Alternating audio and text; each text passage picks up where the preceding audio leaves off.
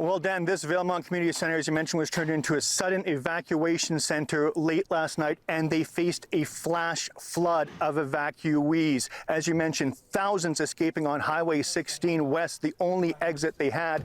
This place, the first point of refuge on their long journey.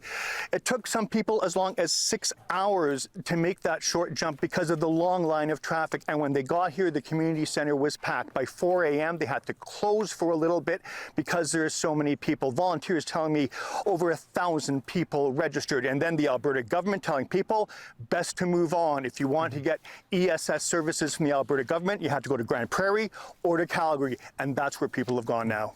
And Tom, you spoke with some of those volunteers, as you mentioned. What did they tell you about how they were helping the people who had to escape? Well, they rushed everything together quite quickly, and they say they were just happy to help, but they couldn't give much, only some sandwiches, some cold drinks, some psychological counseling. If you need the real assistance, again, you have to go to Alberta. You have to register with Alberta ESS. So people have moved on now. A couple of people here are sticking around. They're got their tents out, they're camping, they're waiting to see what happens. Dan, you know, this flood is over, but certainly the fires are continuing. The CBC's Tom Popick in Valemount. Tom, thanks very much. Stay safe.